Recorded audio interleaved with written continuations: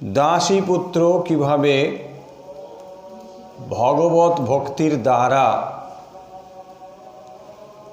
দেবর্ষি নারদ হয়ে উঠতে পারেন, মূলত সেই কথাই তিনি বর্ণনা করেছেন এবং যার দ্বারা প্রেরণা পেতে পারবেন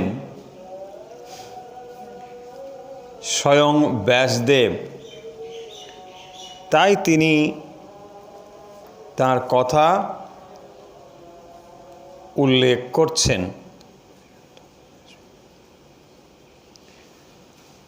আমরা এ পর্যন্ত যে কথা পড়েছি আপনাদের একটু সংক্ষেপে মনে করিয়ে দিই যে সেখানে আমরা দেখতে পাচ্ছি ব্যাসদেব এর কাছে নারদ ঋষি তার কথা বলতে গিয়ে বলছেন যে তিনি কিভাবে ভগবানের দর্শন পেয়েছেন এবং প্রথম দর্শন পাওয়ার পর তার দেহ মন পুলকিত রোমাঞ্চিত যে হয়েছিল সে কথাও তিনি উল্লেখ করেছেন এবং তারপরে পুনরায় তিনি ভগবানের সেই দিব্য রূপ দর্শনের আকাঙ্ক্ষায় ব্যাকুলভাবে অপেক্ষা করেছেন এবং তারপরে ভগবান তাকে দর্শন দিয়ে এ জন্মে তিনি আর তার দর্শন পাবেন না সে কথাও উল্লেখ করেছেন এবং তার কারণ হিসেবে তিনি যে কথা উল্লেখ করেছেন অবিপক্ক কষায়ানাম দুর্দর্শ অয়ম কুয়োগিনাম। ভগবানের এই যে দিব্য রূপ এইটি দর্শন করা অবিপক্ক কষায় পক্ষে সম্ভব নয়। অবিপক্ক কষায় মানে যাদের অন্তর এখনো মলিন, জাগতিক বিষয়ে এখনো যাদের অন্তর মলিন, তারা হচ্ছেন অবিপক্ক কষায়, তারা তার দর্শন পাবেন না। আর কুয়োগী নাম অসিদ্ধ যোগী, তাদের পক্ষে এই দর্শন সম্ভব নয়, অদর্শনীয়। এবং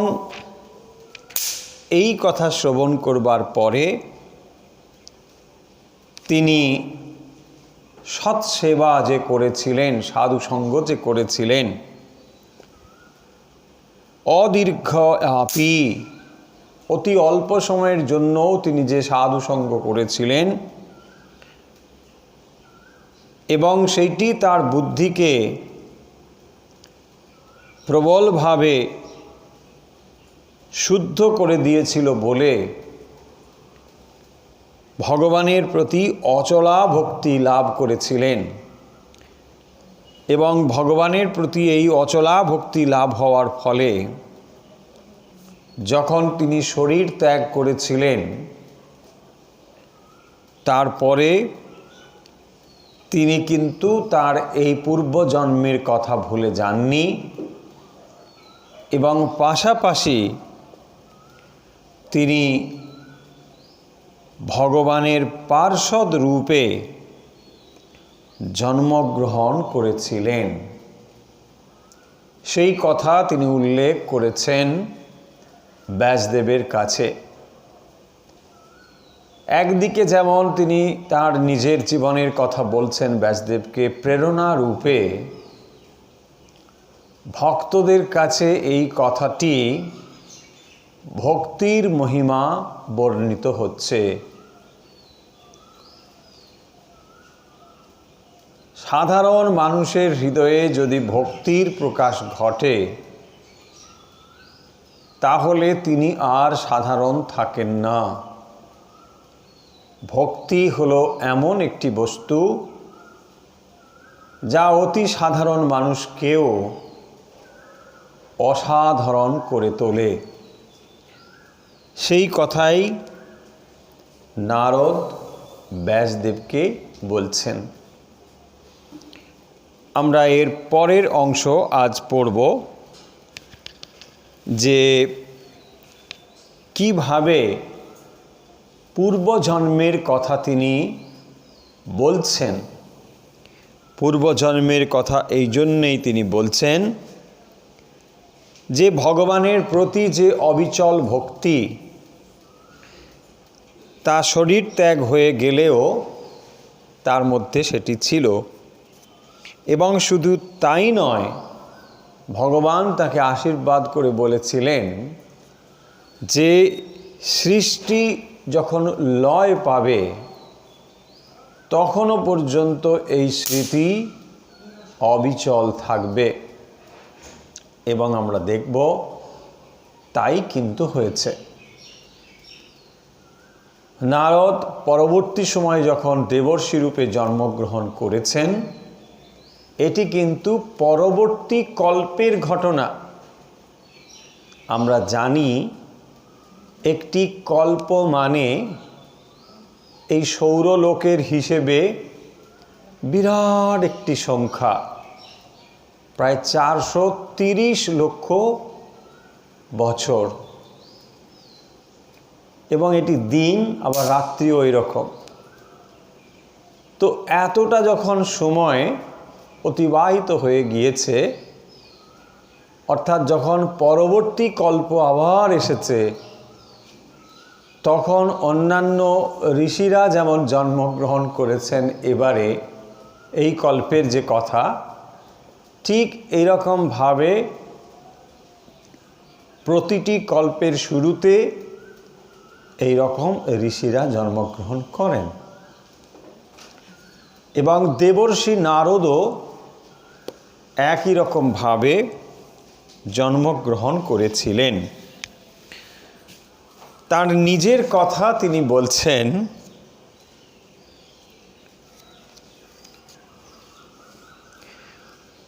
নামান্য অনন্তস্য হতত্রপ পঠন গুহ্যানি ভদ্রাণি কৃতানি চ স্মরন গাং পর্যটং স্তষ্টমনাগত স্পৃহ কালম প্রতিষ্খনমদো বিমৎসরঃ। বলছেন হতত্রপ তিনি কি করেছেন? সমস্ত লজ্জা আদি ত্যাগ করে অনন্তস্য মানে সেই শ্রী ভগবানের পরমেশ্বরের নামানি পঠন, নাম সমূহ, ভগবানের নাম পঠন পাঠ করতে করতে ভদ্রানি গুহ্যানি কৃতানি, মঙ্গলজনক এবং গুহ্যানি কৃতানি অতি গোপনীয় লীলা সমস্ত কিছু স্মরণ করে চিন্তা করতে করতে গাং পর্যটন অর্থাৎ এই ভূক্ষেত্র পরিভ্রমণ করতে করতে কালম প্রতীক্ষণ প্রতীক্ষা করতে করতে অমদঃ বিমৎসরঃ গতস্প্রিয়ঃ তুষ্টমনাঃ। তাহলে তিনি কি হলেন সে কথা এখানে উল্লেখ করছেন। প্রথম শব্দ অমদঃ, বিমৎসরঃ, গতস্প্রিয়ঃ, তুষ্টমনাঃ। ভগবানের নাম উচ্চারণ করতে করতে তিনি পৃথিবীর সমস্ত লীলাক্ষেত্র পরিভ্রমণ করছেন এবং লীলাক্ষেত্র পরিভ্রমণ করতে করতে কালম প্রতীক্ষণ, কালের প্রতীক্ষা করতে তিনি কি লাভ করেছেন? অমদহ বিমৎসরः গতস্পৃহः তুষ্টমনাঃ। ভগবান এর পবিত্র নাম অনন্তস্য নামানি, ভগবানের অনন্ত নাম, সেই নাম করতে করতে ভদ্রাণি মঙ্গলজনক গুহ্যানি কৃতানি, এবং তিনি তাঁর লীলাকর্ম, ভগবানের যে পবিত্র লীলা তা চিন্তন করতে করতে বিভিন্ন লীলাক্ষেত্র পরিভ্রমণ করেছেন এবং কালের জন্য অপেক্ষা করেছেন।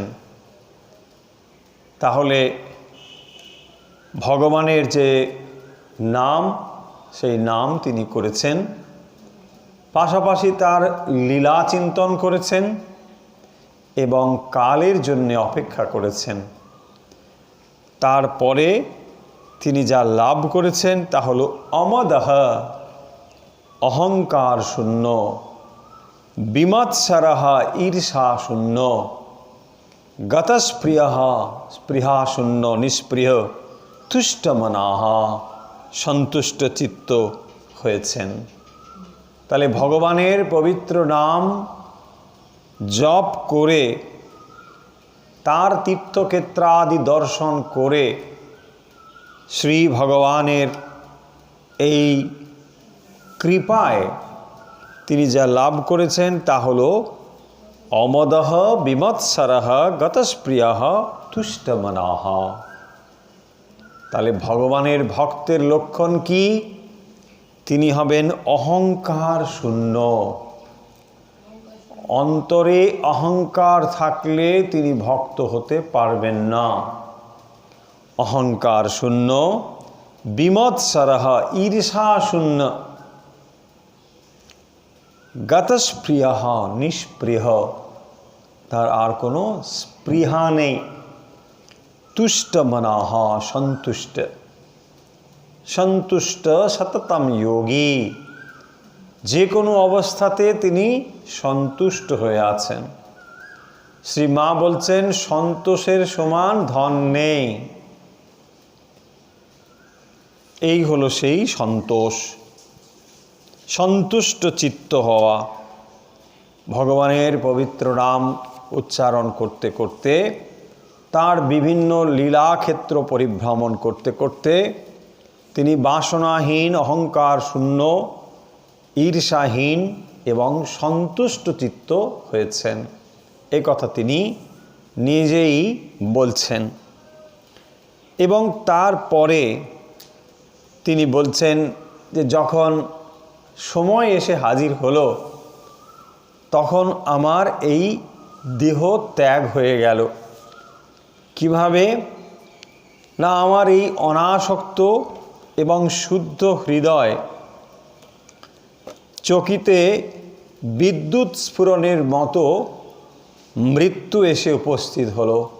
হঠাৎ যেমন বিদ্যুৎ চমকিত হয়, বিদ্যুৎ চমকের মতো হঠাৎ মৃত্যু এসে উপস্থিত হলো। কিন্তু মৃত্যু এসে উপস্থিত হলে তার অন্তর তখন ছিল একদিকে ভগবত ভক্তি, দুই অনাসক্তি, আর ছিল শুদ্ধ হৃদয়। এবং এই শুদ্ধ হৃদয় ভগবত ভক্তি অনাসক্ত হওয়ার ফলে তার যখন মৃত্যু হলো, সেই মৃত্যু একেবারে তার ভগবত ভক্তি যে অন্তরে ছিল, এর ফলে তিনি কি লাভ করছেন সেটি আমরা দেখতে পাব। তিনি বলছেন যে আমার এই শুদ্ধ পবিত্র যে দেহ, তা যখন ত্যাগ হয়ে গেল, তখন পঞ্চভূতের দেহ, পঞ্চভূত নির্মিত যে দেহ, সেই প্রারব্ধ কর্মের ক্ষয় হয়ে গিয়ে সেটি বিনাশপ্রাপ্ত হয়ে গেল। অর্থাৎ পাঞ্চভৌতিক যে শরীর সেটি কিন্তু এই পঞ্চভূতের জড়জগতে তার সঙ্গে মিশে গেল। তারপরে বলছেন কল্পান্ত ইদমাদায় শয়ানে সদন্নতঃ শীর্ষই শোরনুপ্রাণম বিবিশে অন্তর অহম বিবহ। এর অর্থ হলো কল্পান্তে, কল্প শেষে, ইদম আদায়, ইদম মানে এই জগৎ, এই জগৎ আদায় গ্রহণ করে উদন্নতঃ অম্ভসি স্বয়ানে শিশঈশঃ, তার মানে যখন তিনি শয়ন করবার ইচ্ছে করলেন, কে? বিষ্ণু। যখন কল্প অন্ত হলো, কল্প অন্তে কি হয় না, সমস্ত কিছু আবার সেই বিষ্ণুর কাছে ফিরে যায়। যখন এটি প্রকাশিত হয় তখন ব্রহ্মা এবং ব্রহ্মা থেকে সমস্ত সৃষ্টি প্রকাশিত হয়। একটি কল্প যখন শেষ হয় সেইটি হলো ব্রহ্মার একটি দিন। যখন দিন শেষ হয়ে যায় তখন তিনি রাতে আবার বিশ্রাম করেন। সেই অবস্থায় কি হয়, সমস্ত কিছু আবার তাঁর কাছে ফিরে যায় এবং সেই আবার মহাকারণে গিয়ে মিশে যায়। সেইটি বলছেন যে কল্পান্তে যখন ভগবান বিষ্ণু সমুদ্র সলিলে শয়ন করেন তখন ব্রহ্মাও তার ভেতরে প্রবিষ্ট হন, কারণ সেখান থেকেই ব্রহ্মা উদ্গত হয়েছিলেন। সেখানে তিনি যখন প্রবেশ করেছিলেন তখন আমিও প্রবেশ করেছিলাম। কে বলছেন? নারদ। তিনি নিঃশ্বাস রূপে সেই মহাবিষ্ণুর ভেতরে প্রবেশ করেছিলেন এবং এই কথাটি তিনি এখানে বলছেন যে প্রতিটি কল্পে এই রকমভাবে প্রকাশ এবং একই রকমভাবে তার সংকোচন হয়ে থাকে। সেই যখন কল্পান্ত ঘটল, সৌরজগতের হিসেবে এটা বিরাট সময়, সেইটি যখন সমাপ্ত হলো তখন সমস্ত কিছু যেখান থেকে উদ্গত হয়েছিল সেই মহাবিষ্ণু, যিনি সলিলে অবস্থান করছেন সমুদ্র সলিলে, সেখানে যখন তিনি শয়ন করবার জন্যে প্রস্তুত তখন ব্রহ্মা তার ভেতরে প্রবিষ্ট যখন হচ্ছেন, আমি তখন নাসিকা ভেতর দিয়ে শ্বাস হিসেবে প্রবেশ করে ঢুকেছি। এইভাবে তো তখন কি হলো, তার মানে এই জগতের যা কিছু ম্যানিফেস্টেড দেখছি সব সেই কারণে তখন আবার ফিরে যাচ্ছে এবং তখন আমি সেখানে প্রবেশ করেছিলাম। তারপরে কি বলছেন না, এইভাবে সহস্র যুগ অতিক্রান্ত হলো। সহস্র যুগ এরকমভাবে অতিক্রান্ত হওয়ার পরে ভগবান আবার যোগ নিদ্রা থেকে উঠে বিশ্ব সৃষ্টির বাসনা করছেন।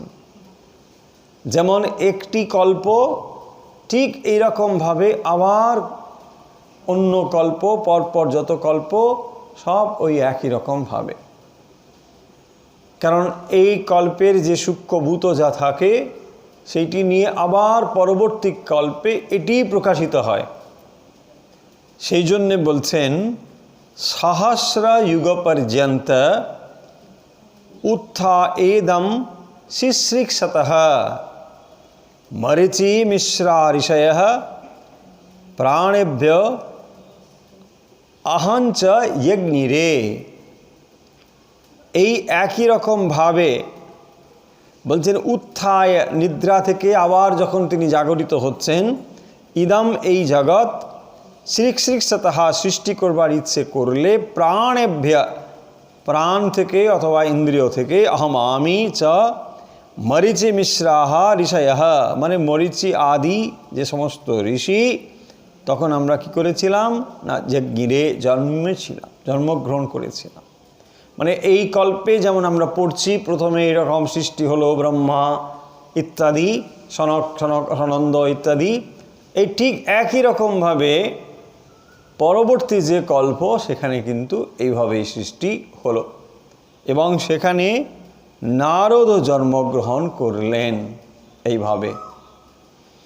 তাহলে দেখুন, সাধারণ মানুষের সঙ্গে ভগবান যে জন্মগ্রহণ করেন বা অবতার, সাধারণ মানুষের সঙ্গে অবতারের কি তফাৎ? অবতারও দেখতে মানুষের মতোই, তিনিও শরীর ধারণ করে আসেন, মানুষও শরীর ধারণ করে জন্মগ্রহণ করেন, কিন্তু তফাৎ কি? তফাৎ অনেকটাই। তফাৎ হচ্ছে মানুষ শরীর ধারণ করতে বাধ্য, অবতার বাধ্য নয়। অবতার অবতরণ করেন মানবের প্রতি অনুকম্পায়, মানবের প্রতি দয়ায়, কিন্তু মানুষের ভেতরে এরকম কোনো অপশান নেই যে আমি এবারে জন্মগ্রহণ করব না, সেইটা মানুষের ভেতরে নেই। অবতারণ মানে তিনি নেমে আসেন স্বেচ্ছায়, কিন্তু মানুষের ভেতরে এটি কাজ করে না। মানুষ জন্মগ্রহণ করতে বাধ্য হয়, অর্থাৎ তার ভেতরে এমন কিছু কিছু অবস্থা থাকে, মানে কর্মের, যেগুলো তাকে শরীর ধারণে বাধ্য করে, তাই সে শরীর ধারণ না করে থাকতে পারে না। আবার মানুষ যেভাবে শরীর ধারণ করে, ভগবানকে সেরকম দেখতে হলেও দুজনের মধ্যে তফাৎ আছে। একটি এই জড়জগতের বিষয় নিয়েই, সম্পূর্ণ জড় বস্তুতেই তিনি অবস্থান করেন, কিন্তু ভগবানের দেহ হচ্ছে চিন্ময় তনু, সে তনু চিন্ময়। যদিও আমরা জড়জগতের দৃষ্টি দিয়ে তাকে জড়রূপেই দেখি, তাকেও আমরা দেখছি আমাদের মতো হাত, আমাদের মতো কান, চোখ, কারণ আমাদের চোখ চিন্ময় দৃশ্য দেখতে উপযুক্ত নয়।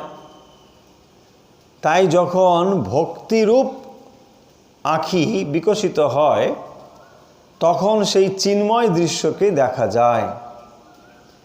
তাই ভগবানের চিন্ময় তনু যিনি ভক্ত, তিনি কেবল দেখতে পারেন। সাধারণ মানুষের চোখে কিন্তু ওই সাধারণ মানুষের দেহের মতোই তাকে মনে হয়। এই রকম অনেক পার্থক্য রয়েছে, এবং ভগবান যে শরীর ধারণ করে আসেন, তার লক্ষ্য হলো জগৎ কল্যাণ। কিন্তু মানব যখন শরীর ধারণ করে আসে, তখন তার লক্ষ্য হলো কর্মভোগ।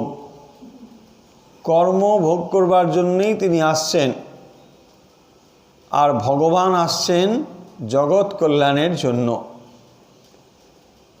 আবার সাধারণ মানুষ যখন দেহত্যাগ করেন, তখন সেখানে একটি ভীতির ভাব থাকে, কিন্তু ভগবান যখন দেহত্যাগ করেন, সেখানে কোনো ভীতি থাকে না, কোনো ভয় নেই। তিনি স্বেচ্ছায় দেহটাকে তুচ্ছ জিনিস বলে ফেলে দিতে পারেন। এরকম অনেক তফাৎ রয়েছে। তো যাই হোক, যখন নতুন কল্প তৈরি হলো, তখন আবার তিনি শরীর ধারণ করে এসেছেন, সেই কথা তিনি বলছেন। এবং ভগবানের অশেষ কৃপায় তিনি কি করতে পারতেন না, অনায়াসে গতি ছিল তার। ত্রিলোকের সর্বত্র ভেতরে এবং বাইরে তিনি যেতে পারতেন। নারদ ঋষি এইটি ভগবানের বিশেষ কৃপার ফলে সম্ভব হয়েছে। সাধারণ মানুষ দেখবেন এক জায়গা থেকে অন্যত্র এমনি এমনি যেতে পারে না, কিন্তু তিনি ত্রিলোকে যেতে পারেন। এইটি তার বিশেষ একটি ক্ষমতা ছিল। এবং শুধু তাই নয়, ভগবান তাকে একটি বিশেষ বীণা প্রদান করেছিলেন এবং সেই বীণাটি তিনি দেখাচ্ছেন ব্যাসদেবকে যে এই বীণা এক বিশেষ ধরনের বীণা। সেই বীণা দেখিয়ে তিনি বলছেন, দেবদত্তামিমাং বীণাম। এই বীণাটি এটি সাধারণ নয়, দেবদত্তাম, ভগবান এটা দিয়েছেন। তাহলে আমি যে মিথ্যে কথা বলছি বা সত্য কথা বলছি তার প্রমাণ হচ্ছে, দেখো আমার হাতে এই বীণা রয়েছে। এবং এই বীণা কীরকম? দেবদত্তামিমাং বীণাম। এই বীণাটি হচ্ছে দেবদত্ত ইমাং বীণা, এই বীণা। এবং সেটা কীরকম? স্বরব্রহ্ম বিভূষিতাম। এমনি এমনি এই বীণা নয়, এই বীণাটি হচ্ছে স্বর ব্রহ্ম বিভূষিতাম। স্বর ব্রহ্ম, যে সপ্তসুর সেইটি সংযুক্ত রয়েছে এই বীণার সঙ্গে, এবং তাকে কি বলা হয়েছে? সুর ব্রহ্ম, শব্দ ব্রহ্ম, সুর ব্রহ্ম। সেই জন্য দেখবেন যে বিশেষ করে মার্গ সঙ্গীত, সেখানে এই যে সা রে গা মা ইত্যাদি, এগুলি একটি বিশেষ বিশেষ শব্দ থেকে উদ্ভূত হয়েছে। এবং সেই জন্যে সা রে গা মা পা ধা নি এগুলো সংক্ষেপে বলা হয়, অ্যাব্রিভিয়েশন। সা মানে হচ্ছে যেটি ষড়জ, ষড়জ থেকে উদ্ভূত, ষড়জ থেকে সা। ঋষভ থেকে রি এসেছে, ঋষভ। তারপরে গান্ধার থেকে গা, গান্ধার। হ্যাঁ, এরকম মধ্যম থেকে মা, ধৈবত থেকে ধা, নিষাদ থেকে নি। এই যে শব্দগুলো ওই সপ্তসুর বীণাতে রয়েছে, সেইটি তিনি বলছেন যে আমার ভেতরে এই যে বীণাটি আমার সঙ্গে তুমি দেখতে পাচ্ছ, দেবদত্তামিমাং বীণাম স্বরব্রহ্ম বিভূষিতাম। এটি স্বরব্রহ্ম সংযুক্ত এই বীণা, এটি যাতা বীণা নয়।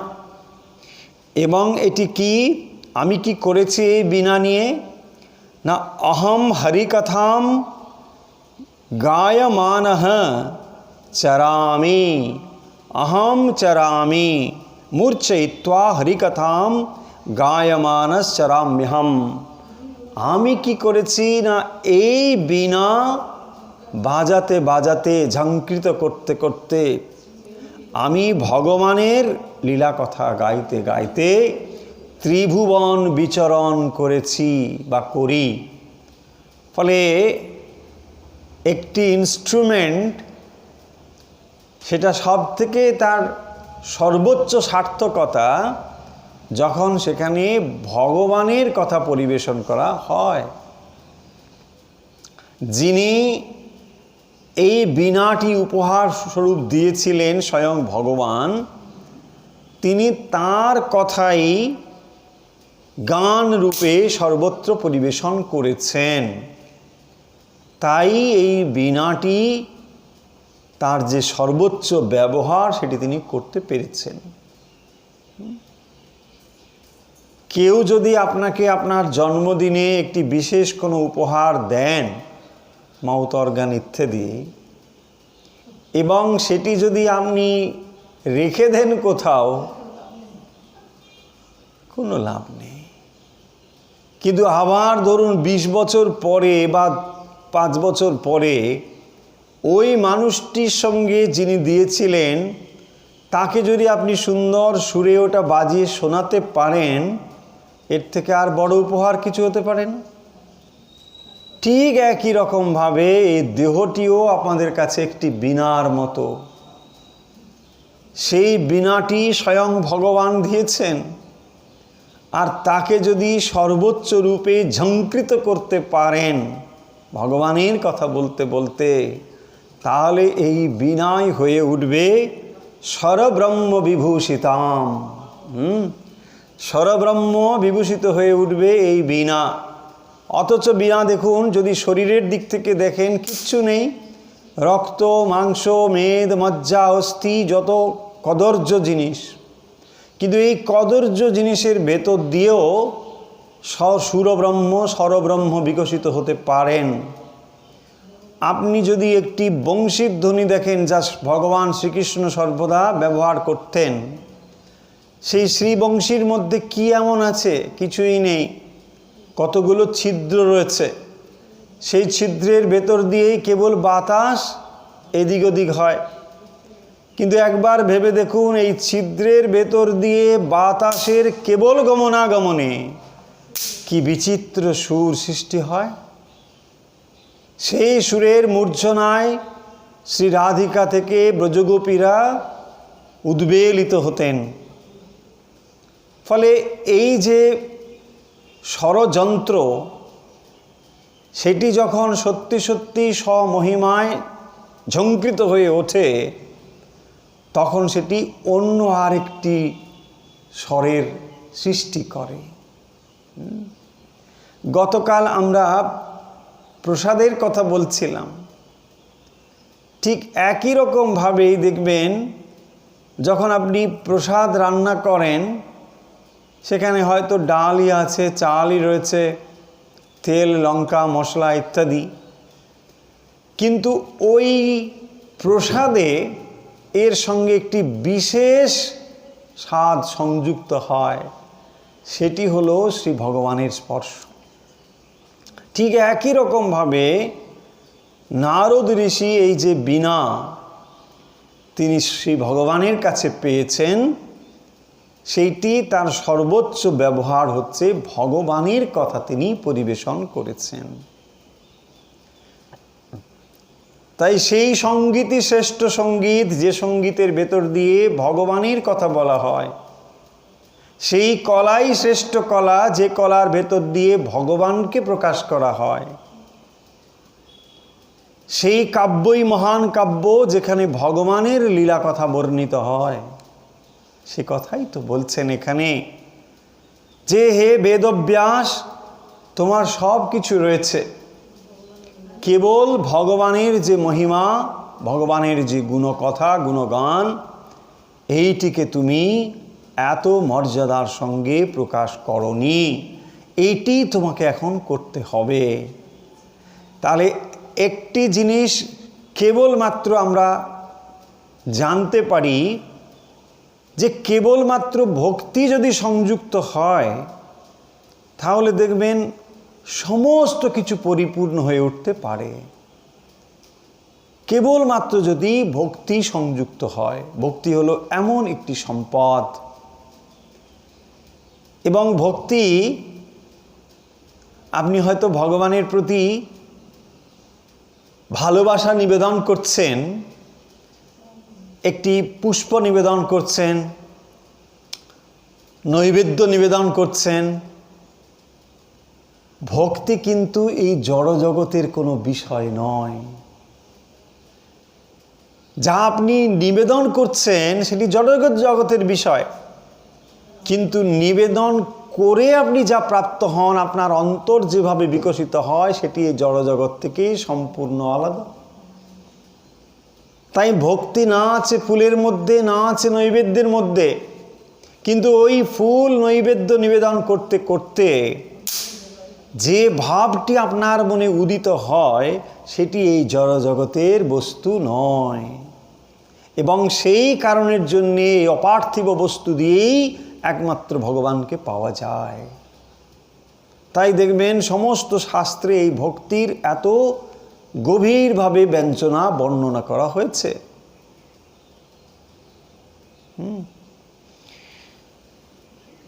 देवदत्तमिमां वीणां स्वरब्रह्म विभूषितां मूर्छयित्वा हरिकथां गायमान सराम्यहम्।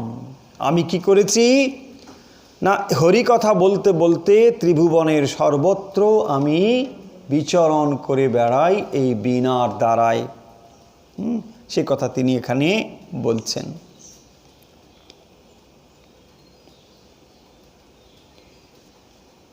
তারপরে তিনি কি বলছেন,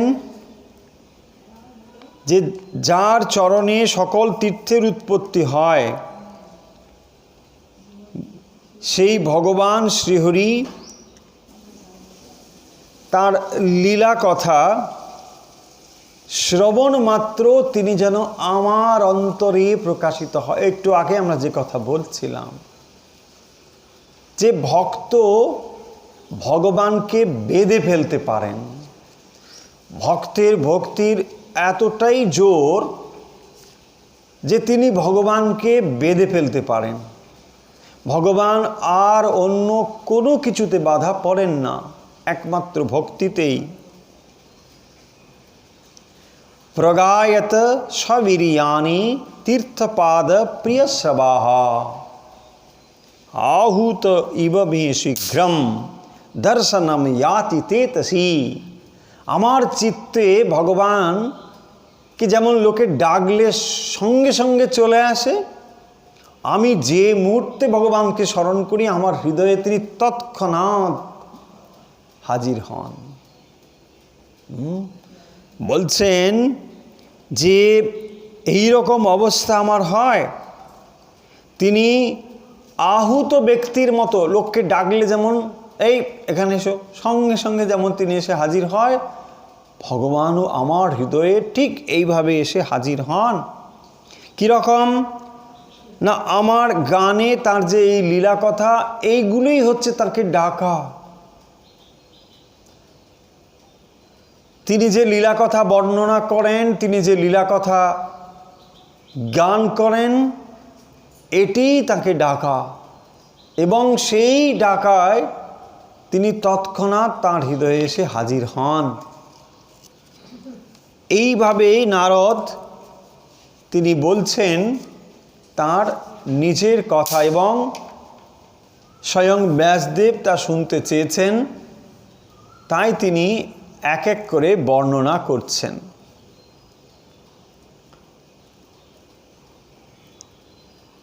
35 নম্বর শ্লোক অত্যন্ত ইম্পর্টেন্ট একটি শ্লোক।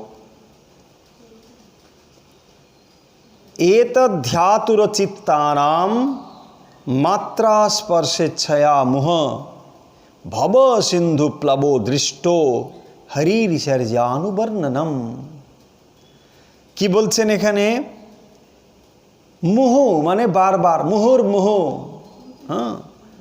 বারবার মাত্রা স্পর্শেচ্ছয়া। মাত্রা স্পর্শ আমরা ভগবদ গীতায় দুটো শব্দ পেয়েছি, মাত্রা এবং স্পর্শ। মাত্রা মানে হলো বিষয়, আর স্পর্শ মানে হলো বিষয়ের প্রতি ভোগ বা আসক্তি। তাহলে মাত্রা এবং স্পর্শ এই দুটো থেকে চিত্তকে যদি শুদ্ধ করতে চাই, বিষয় ভোগের ইচ্ছে থেকে, এবং বলছেন আতুর চিত্তানাম, ব্যাকুল হৃদয় সংসারীদের এই হরিচর্যানুবর্ণনম, হরিগুণ কীর্তনই হচ্ছে ভবসিন্ধু প্লব। এবং এই ভবসিন্ধুর পারাবারে যাওয়ার জন্য একমাত্র তরণী, সেইটি এখানে উল্লেখ করা হচ্ছে। বারবার বিষয় ভোগের যে ইচ্ছে সাধারণ মানুষের মনে, বলছেন আতুর চিত্তানাম, ব্যাকুল হৃদয় সংসারীর কি হয় দেখবেন, বারবার বিষয় ভোগের ইচ্ছে আসে। বলছেন এই যে মাত্রা এবং স্পর্শ, মাত্রা স্পর্শ, বিষয় এবং বিষয় ভোগের ইচ্ছে, মাত্রা স্পর্শ, এর দ্বারা আতুর হয়ে আছে চিত্ত, চিত্ত ব্যাকুল হয়ে আছে। আতর চিত্তানাম, সবসময় মাত্রা এবং স্পর্শ এর দ্বারাই চিত্ত ব্যাকুল হয়ে রয়েছে যাদের, তাদের এই চিত্তকে ভবসিন্ধু পাড়ের নিয়ে যাওয়ার জন্য একমাত্র যা করতে পারে তা হলো হরিচর্যানু বর্ণনম। হরিচর্যা, হরির কথা, ভগবানের গুণগান, এইটি হলো একমাত্র পথ।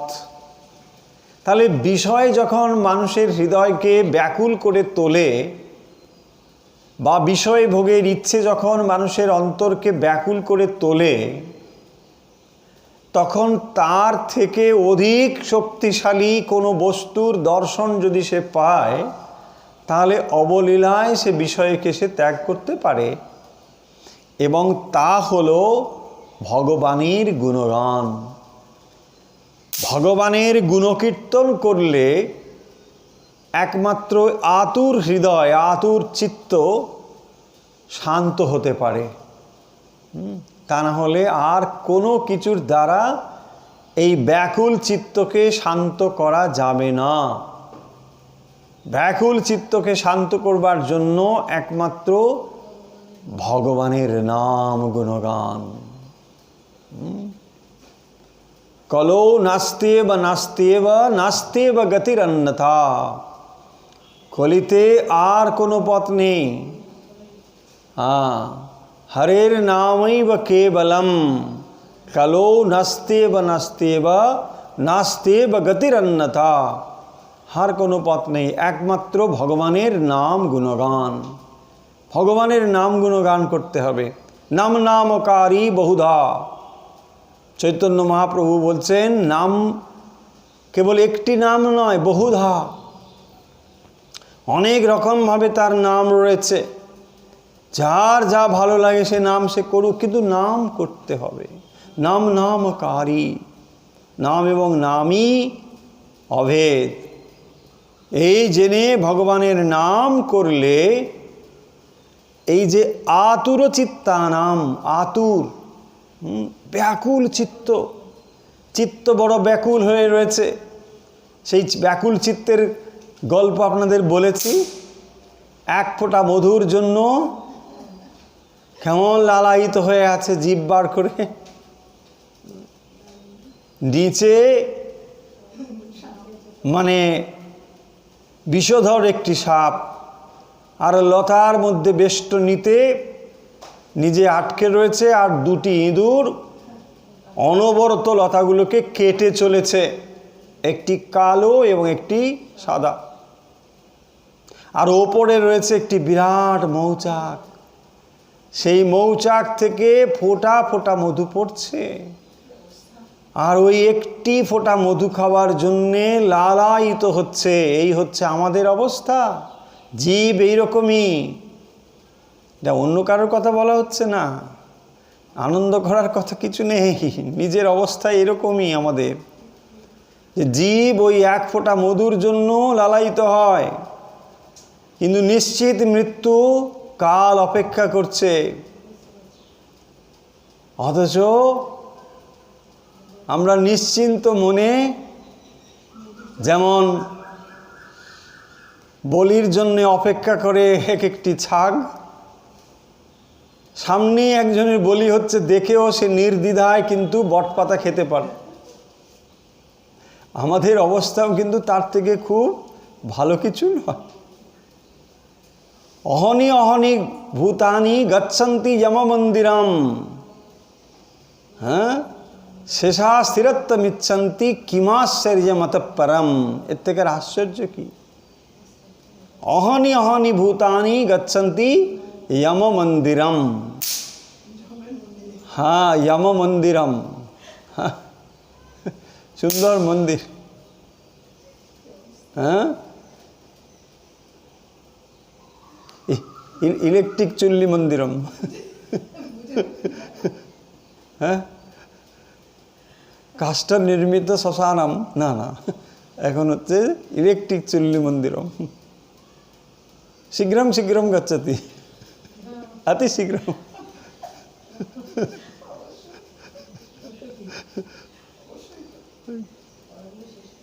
এবং বলছেন যে শেষা স্থিরত্বম ইচ্ছন্তি কিমাশ্চর্যমতঃপরম, অ্যান্ড শেষাহ, উই অল আর শেষাহ। অ্যান্ড আমরা কি ভাবছি? No, next 5 years there is nothing, no, yes, all right. কিমাশ্চর্যমতঃপরম, এর থেকে আশ্চর্যর কি আছে?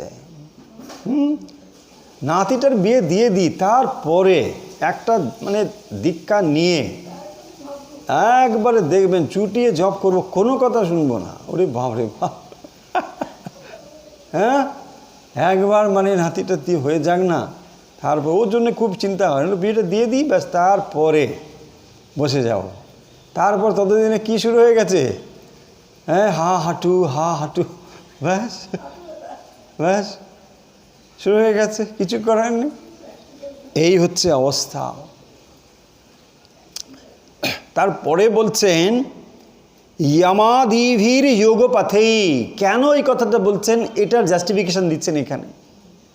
বলছেন ইয়ামাদিভির যোগপথেই কামলোভ হত মুহ মুকুন্দ সেবয়া যদবৎ তথাত্মা ন সাম্যতি। বলছেন ইয়ামাদিভির যোগপথেই, যোগের মধ্যে কি আছে? অষ্টাঙ্গ যোগ, यमादि, यम, नियम, आसन, प्राणायाम, प्रत्याहार, धारणा, ध्यान, समाधि, এই হচ্ছে 8টি। বলছেন यमादिभिर योग पथेई, यमादि এই যে যোগ পথেই, এই যোগের রাস্তাতে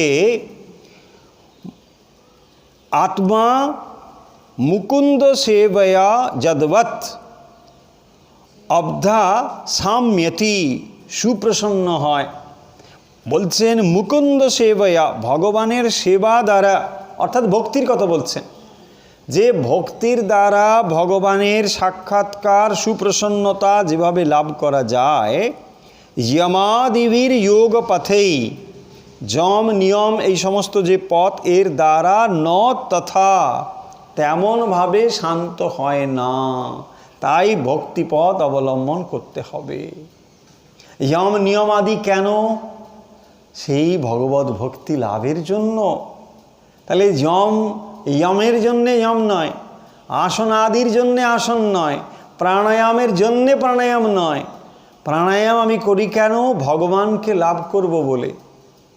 আমি ধারণা করি কেন? ভগবানে মন স্থির করব বলে। তাই ভগবানই হচ্ছে আসল বস্তু। অষ্টাঙ্গ যোগ, সেটি যোগ ঠিকই, তাই বলছেন যে তার থেকে যদি মুকুন্দ সেবয়া, ভগবানের সেবা, সেইটি কিন্তু যদবৎ, যেমনভাবে সাক্ষাৎভাবে সাম্যতি, সুপ্রসন্ন হয়। অর্থাৎ সাক্ষাৎভাবে ভক্তের হৃদয় যখন সুপ্রসন্নতা লাভ করে, যমাদি এই অষ্ট যোগ সাধনের দ্বারাও, অষ্ট ভাগ যে বিভাগ সংযুক্ত যে যোগ, অষ্টাঙ্গিক যোগ, তার দ্বারা কিন্তু এটা অত সহজে হয় না। দেখুন এখানে ভক্তির শ্রেষ্ঠত্ব বর্ণনা করা হচ্ছে, ভক্তি হচ্ছে, এবং আমাদের অন্তর কিভাবে রয়েছে সেটা বলে দিচ্ছেন না। মাত্রা স্পর্শেচ্ছয়া, মাত্রা এবং স্পর্শে যখন মন অভিভূত হয়ে রয়েছে, সেই মনকে যম নিয়ম আদির মধ্যে নিয়ে যাওয়া অত সহজ নয়, বরং ভগবানে ভক্তি করা যেতে পারে। সেই জন্য দেখবেন শ্রীরামকৃষ্ণ কি বলেছেন, এ যুগে ভক্তিপথ শ্রেষ্ঠ পথ। ভক্তি অধিকারীকে না বিষয় ভোগের ইচ্ছে রয়েছে, মাঝে মাঝে বিষয় ভোগও করছে, আবার ভগবানে মন দিচ্ছে। এই যে মন, এ কিন্তু ইচ্ছে করলে ভগবানের দিকে ভক্তির পথে অগ্রসর হতে পারে। কারণ সম্পূর্ণভাবে বিষয় থেকে মন না তুলতে পারলে সেই মন যম নিয়ম আসন আদিতে স্থাপন করা সহজ নয়। তাই সাধারণ মানুষের ক্ষেত্রে ভক্তিপথ সহজ পথ। শ্রী সুত উবাচ, সুত ঋষি বলছেন, এবং সম্ভাষ্য ভগবান নারদ বাসবীসুতম আমন্ত্রে বীণাং রণয়ন যশো যাদৃচ্ছিকো মুনিঃ। এবং সম্ভাষ্য সুত ঋষি তিনি বলছেন যাদৃকঃ, তিনি কি করেন না ভগবান যাদৃচ্ছক মুনিঃ, ঋষি অর্থাৎ দেবর্ষি নারদ তিনি কীরকম না যাদৃচ্ছকঃ, ইচ্ছকঃ যাদৃচ্ছকঃ, মানে যেদিকে খুশি তিনি যেতে পারেন। স্বেচ্ছা বিহারী, স্বেচ্ছা বিহারী, মানে বিহারী মানে আবার কেউ আর যেখানে বিহার করেন তাকে বলে বিহারী, যিনি বিহার করেন তাকে বলে স্বেচ্ছায় যিনি বিহার করেন তাকে বলা হয় স্বেচ্ছা বিহারী। ভগবান মুনিহি, নারদ মুনি, সর্বশক্তিমান নারদ মুনি এইভাবে বাসবী সুতম সত্যবতীর পুত্র ব্যাসদেবকে সম্ভাষণ করে আমন্ত্রে মানে বিদায় অনুমতি নিয়ে বীণাং রণয়ন বীণা বাজাতে বাজাতে যজৌ চলে গেলেন। তিনি কি করছেন?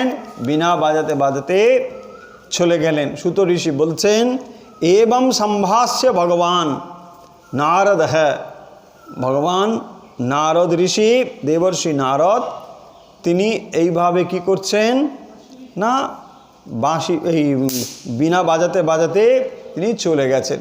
এবং তিনি কীরকম না বাসবী সুতম অর্থাৎ সত্যবতীর পুত্র যে ব্যাসদেব, আগে তো বলা হয়েছে সে কথা, সেই তিনি চলে গেলেন। তাহলে এই পর্যন্ত আমরা আজকে যে অংশ পড়লাম তাকে যদি আরেকবার সামাপ করে দিই তাহলে আপনারা নিশ্চয়ই বুঝতে পারবেন যে এখানে ব্যাসদেবের সঙ্গে নারদ ঋষির কথা হচ্ছে। মূলত এই অধ্যায়টি জুড়েই ব্যাসদেবের সঙ্গে নারদ ঋষির কথা হচ্ছে এবং সেখানে তিনি একেবারে গোড়া থেকেই শুরু করেছেন যে যাদের থেকে তিনি সৎসঙ্গের বাণী শ্রবণ করেছিলেন সেই ঋষিরা চলে যাবার পরে তিনি কি করেছিলেন এবং তারপরে তার জীবনের কি পরিবর্তন আদি হয়েছে এসব তিনি বলেছেন। তার মাতৃবিয়োগ হয়েছে সে কথা তিনি উল্লেখ করেছেন এবং মাতৃবিয়োগের পরে তিনি হতাশ না হয়ে ভগবানের এটি কৃপা বা আশীর্বাদ বলে তিনি ভেবেছেন এবং তারপরে ঋষিরা তাদেরকে যেভাবে উপদেশ দিয়েছিলেন সেই অনুযায়ী তিনি কিন্তু উত্তর দিকে গমন করেছেন এবং সেখানে অবস্থান করে সাধন ভজন শুরু করেছেন। ভগবানের দর্শনও লাভ করেছেন এবং ভগবানের দর্শনের পরে তার অন্তর অত্যন্ত প্রশান্তি লাভ করেছে, কিন্তু তারপরে পর মুহূর্তেই তিনি ব্যাকুল হয়েছেন ওই রূপটি পুনরায় দর্শনের জন্য। কিন্তু ভগবান তখন তাকে দৈববাণী রূপে আবির্ভূত হয়ে তাকে বলেছেন যে নারদ তুমি এই জন্মে আর আমার দর্শন পাবে না। কারণ সেখানে বলা হয়েছে যে তিনি এখনো পর্যন্ত অন্তর থেকে বাসনা সংযুক্ত মন রয়েছে তার, সব কিছু এখনও তার চলে যায়নি এবং সেই জন্যে তিনি বলছেন তারপর কুযোগীরাম অর্থাৎ যে প্রণালীবদ্ধভাবে সাধন ভজন করা দরকার সেই করেননি, কারণ মাত্র 5 বছরের তিনি। ফলে এইগুলো সব যখন তিনি লাভ করবেন তখন স্থায়ীভাবে এটা হবে, কিন্তু এক ঝলক তিনি এটি দিয়েছেন এই জন্যে তার অন্তরে ব্যাকুলতাকে বৃদ্ধি করবেন বলে। ভগবানের বিরহ ও আনন্দের, ভগবানকে অন্তরে ধারণ করলে যেমন আনন্দ হয় অর্থাৎ ভগবত মিলনে যে আনন্দ, ভগবত বিরহেও কিন্তু একই রকম আনন্দ। কিন্তু এই বিরহটি আমরা বুঝতে পারি না বলে আমরা জড়জগতের বিরহের মতো মনে করি। তাই আমরা ভাবি যে সাধকের জীবনে এইরকম বিরহটি দেখা যাচ্ছে, মানে ভগবত বিরহের কথা বলছি, তাকে আমরা অনেক সময় বিরাট দুঃখের বলে মনে করি, কিন্তু অভিব্যক্তি দুঃখের মতো হলেও সেটি দুঃখ নয়। যেমন দেখবেন যখন শ্রীরামকৃষ্ণ ভগবানের দর্শন পাচ্ছেন না বলে মাটিতে মুখ ঘষছেন, এইটি কিন্তু তার ব্যাকুলতার লক্ষণ, কিন্তু এটা তো দুঃখের নয়, ভেতরে তার আনন্দবোধ আছে। কারণ সেই ভগবানের প্রতি যে ব্যাকুলতা এবং এটি যে তার যে বিরহ, এই বিরহটি কিন্তু আনন্দের। চৈতন্য মহাপ্রভুর জীবনেও এরকম বহু ঘটনা রয়েছে যেখানে তিনি গভীরভাবে সেই বিরহটি অনুভব করছেন। তার চোখ দিয়ে জল পড়ছে, সাত্ত্বিক বিকার দেহে স্পষ্ট হয়েছে, কিন্তু তিনি যে আনন্দটা অনুভব করছেন সেটি ভাষায় প্রকাশ করার মতো নয়। সেই জন্যে যে কথা বলছিলাম যে ভগবত মিলন যেমন আনন্দের, ভগবত বিরহও কিন্তু একই রকম আনন্দের, কিন্তু যদিও অপরের কাছে এটা দুঃখের বলে মনে হয়, কিন্তু আদৌ তা দুঃখের নয়। তো সেই কারণের জন্যে ভগবান এর এই যে অবস্থাটি, অর্থাৎ নারদ ঋষি তার যে মনের অবস্থা সেটা তিনি ব্যক্ত করেছেন। আমরা আজকের যে অংশ পড়লাম তাকে যদি সমাপ্ত করি তাহলে এরকম পাবো যে নারদ ঋষি সর্বত্র পরিভ্রমণ করছেন এবং ভগবানের নাম করছেন, সর্বত্র তিনি ভগবানের নাম করছেন। এইভাবে তিনি সর্বত্র পরিভ্রমণ করছেন এবং তার পরে তার শরীর ত্যাগ হয়ে যাবার পরে তিনি চিন্ময় দেহ লাভ করেছিলেন এবং সেই চিন্ময় দেহ লাভের ফলে কি হলো না, এই জড়জগতের শরীরটা এই জড়জগতে থেকে গেল। তিনি চিন্ময় শরীর ধারণ করার ফলে সেইটি যখন ভগবান কল্পের শেষে সমুদ্র সলিলে যখন অবস্থান করেন, সেখানে ব্রহ্মা যখন তার ভেতরে প্রবেশ করলেন তখন তিনি শ্বাসের সঙ্গে সেই মহাকারণে গিয়ে মিলিত হলেন, সেই কথা তিনি বলেছেন। এবং তারপরে পরবর্তী কল্পে তিনি আবার জন্মগ্রহণ করেছেন, যেমন অন্যান্য ঋষিরা জন্মগ্রহণ করেছেন, তার সঙ্গে দেবর্ষি নারদ রূপে তিনি জন্মগ্রহণ করেছেন। ভগবান তাকে আশীর্বাদ করেছিলেন যে তিনি কিন্তু এই পূর্বজন্মের কথা ভুলবেন না এবং পাশাপাশি তিনি কি করবেন না, চিন্ময় দেহ নিয়ে ত্রিলোকে ভ্রমণ করতে পারবেন। আর তাকে তিনি একটি বীণাও দিয়েছিলেন, সেই বীণা দ্বারা তিনি ভগবানের মহিমা কীর্তন করতেন এবং এই ভগবানের মহিমা কীর্তন করতে করতে যখন তিনি ইচ্ছে করতেন ভগবানকে অন্তরে নিয়ে আসতে পারতেন। যেমন মানুষ কোনো লোককে ডাকলে সেখানে এসে হাজির হয়, নারদ কি করতেন, ইচ্ছে মাত্র ভগবানকে তার কাছে নিয়ে আসতে পারতেন। তারপরে আমরা যে বিশেষ করে দুটো শ্লোক দেখেছি 35 and 36, সেখানে বর্ণনা করা হয়েছে, বলা হয়েছে যে এই বিষয়ে যখন আমাদের মন ব্যাকুল হয়ে রয়েছে, মাত্রা স্পর্শের ছায়া মুহুহু, যখন মুহুর্মুহু বারবার বিষয় এবং বিষয় ভোগের জন্য আমাদের অন্তর আতুর চিত্তানাম, আতুর ব্যাকুল হয়ে রয়েছে, তাদের জন্যে যোগ অভ্যাসের থেকে এই ভক্তি হচ্ছে সহজতম পথ। এবং ভক্তির পথ অবলম্বন করলে কি হয় না, গভীরভাবে ভগবানকে ভালোবাসার দ্বারা অন্য একটি বিষয়কে ত্যাগ করা সহজ হয়। তাহলে যে বিষয়গুলো আমাদের মনের উপরে গভীর রেখাপাত করে রেখেছে, তার থেকে আকর্ষণীয় একটি জিনিস যদি আমরা পাই, তখনই এই জিনিসগুলোকে আমরা অবলীলায় ছেড়ে ফেলতে পারি। তাই ভগবত ভক্তি হলো এই রকম একটি আকর্ষণীয় শক্তি, যা লাভ করলে পরে জীব অতি সহজেই এই বিষয় বাসনাকে তুচ্ছ করে ফেলতে পারে। ভগবান হচ্ছেন বড় চুম্বক আর বিষয় হচ্ছে ছোট চুম্বক। এগুলির আকর্ষণ রয়েছে ঠিকই, কিন্তু এই আকর্ষণকে প্রশমিত করতে হলে আরেকটি বড় আকর্ষণ দরকার। সেই বড় আকর্ষণটি হচ্ছেন স্বয়ং ভগবান। সেই বড় আকর্ষণ প্রাপ্ত না হওয়া পর্যন্ত কেউ কখনো জোর করে বিষয়কে ছিঁড়ে ফেলতে পারে না। আর জোর করে ছুঁড়ে ফেলার কথা হচ্ছে প্রত্যাহার করা, অর্থাৎ যমাদি যে নিয়ম। কিন্তু সেই যমাদি নিয়ম স্থায়ী হতে পারে একমাত্র ভগবানে ভক্তি হলে। ভগবানকে যদি ভালোবাসা যায়, তার আকর্ষণ শক্তির দ্বারা এগুলো তুচ্ছ হয়ে যায়। এটাই হচ্ছে সর্বত্রই, দেখবেন ভক্তির ক্ষেত্রেও তাই এবং সব ক্ষেত্রেই তাই। যদি উচ্চতর কোনো জিনিস প্রাপ্ত হয়, মানুষ অবলীলায় নিচের জিনিসকে ছেড়ে ফেলতে পারে। তার মানে ত্যাগ জিনিসটা কোনো নেতিবাচক নয়। আমরা ভাবি ত্যাগ মানে কোনো একটা জিনিসকে ফেলে দেওয়া। ফেলে দেওয়া নয়, ফেলে দেওয়া এবং পাশাপাশি একটা জিনিস প্রাপ্ত হওয়া, এই দুটো জিনিস সাইমালটেনিয়াসলি ঘটে বলেই ত্যাগ সম্ভব হয়। তা না হলে ত্যাগ মর্কট বৈরাগ্য হবে। হ্যাঁ, সেই ত্যাগের কোনো মূল্য নেই। যথার্থ ত্যাগ হবে কোনো একটা জিনিস প্রাপ্তির পরে যদি ফেলে দেয় কেউ, তখনই দেখবেন এটা স্থায়ী হবে, তা নাহলে স্থায়ী হতে পারে না। একটি জিনিস আমি প্রাপ্ত হয়েছি, তারপরে আমি তার থেকে নিম্নতর